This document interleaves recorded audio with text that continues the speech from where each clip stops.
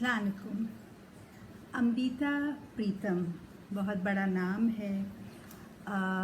उनकी खुद नविश्त है सुर्ख धागे का रिश्ता। सुर्ख धागे का रिश्ता खुद नविश्त तो है, लेकिन ये उनके ख्वाबों का ज़िक्र है। ये कवर है किताब का। तो इसमें से मैंने कुछ हिस्सा चुना है जो मैं पढ़ना चाहती हूँ।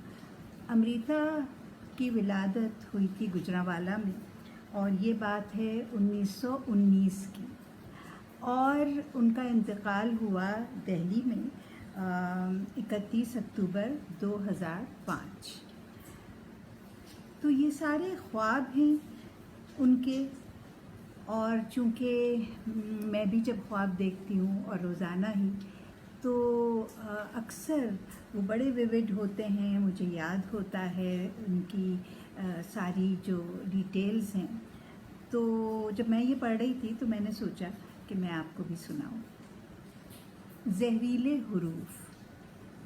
सोई हुई थी, मालूम नहीं रात का कौन सा पहर था, कि देखा मेरे सामने एक आग जल रही है।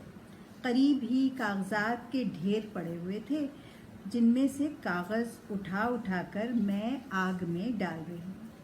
उस वक्त हाथ की लाठी के सहारे चलती एक बहुत बूढ़ी औरत मेरे पास से गुज़रती है और पूछती है, ये क्या कर रही हो? और मैं कहती हूँ, देख अम्मा, ये बहुत से अखबारात हैं जो लोगों में नफ़रत फैलाते हैं, वही जला रही हूँ। ये सब जहरीले हुरूफ से भरे हुए हैं। वो हंस पड़ी और कुछ नहीं कहती। वो हंस पड़ती है, कुछ नहीं कहती, और लाठी के सहारे चलती मेरे करीब से गुज़रती है। वही लाठी की आवाज़ थी जिससे मुझे जाग आ गई। एक काला और भूरा कुत्ता। जब देखा कि मैं कहीं जा रही हूँ अकेली, लेकिन सड़क पर कई लोग हैं। मेरे बाएं हाथ में रोटी के कुछ टुकड़े पकड़े हुए हैं। वो रोटी के टुकड़े मैंने हाथ में क्यों पकड़े हुए हैं और कहाँ जा रही हूँ, कुछ इल्म नहीं। लेकिन अचानक सड़क से एक छोटा सा पिल्ला काले स्या रंग का पीछे से आता है और मेरे बाएं बाजू की कमीज़ का सिरा अपने दांतों में पकड़ लेता है।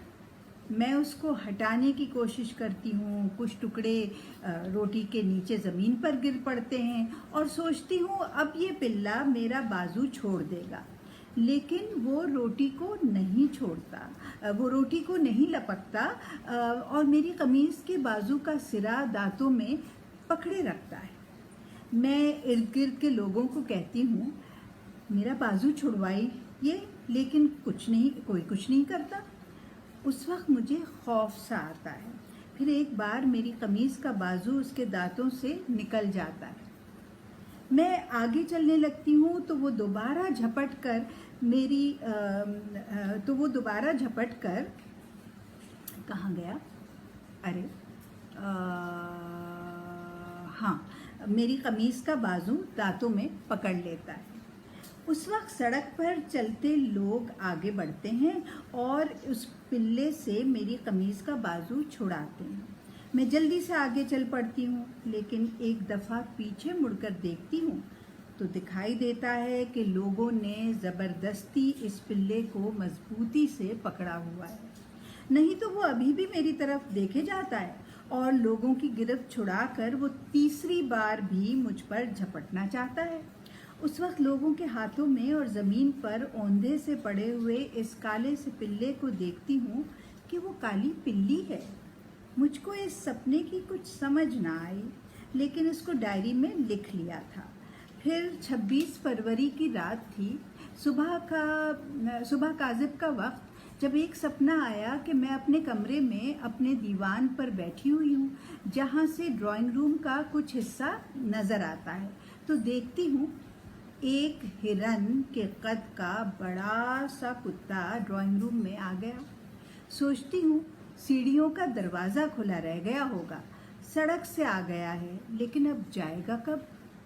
फिर देखती हूँ कि घर के सब अफराद इस कुत्ते को सीढ़ियाँ उतारने की कोशिश कराते हैं, लेकिन वो जाता नहीं। साथ ही देखती हूँ कि मैं टेलीविज़न वाले कमरे में खड़ी हूँ कि वो कुत्ता सीधा मेरे पास आकर खड़ा हो गया है और मेरी तरफ देखकर हंस पड़ता है। सपने में ही सोचती हूँ कि कोई कुत्ता हंस नहीं सकता, ये किस तरह हंस रहा है। इस वक्त वो इंसानी आवाज़ में बोल पड़ता है और मुझे कहता है, तुम अपने हाथ से मुझे मिठाई खिलाओ, मैं फिर जाऊंगा। मैं जल्दी से बावर्ची खाने में जाती हूँ और वहाँ से कुछ बिस्किट निकाल कर देती हूँ। वो बिस्किट ले लेता है लेकिन फिर भी खड़ा रहता है। मैं इमरोज़ को कहती हूँ कि ऊपर वाले जार में से वो मिठाई निकाल दें, और जब मैं उसको मिठाई का एक टुकड़ा देती हूँ तो वो चुपचाप मिठाई लेकर सीढ़ियाँ उतर जाता है।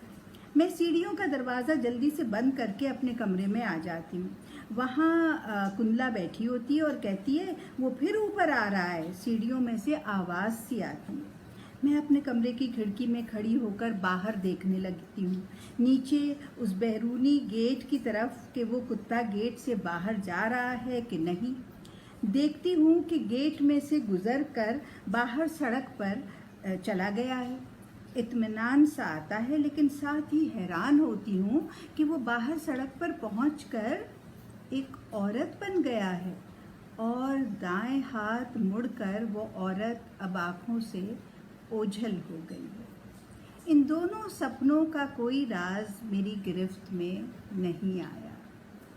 तो इस किताब में बहुत सारे सपने हैं, तारीख़ें हैं, औक़ात हैं जब उन्होंने ये सपने देखे और इनको लिखा, और यूँ ये एक तरह से उनकी ऑटोबायोग्राफी है, खुद नविश्त है। अमृता प्रीतम।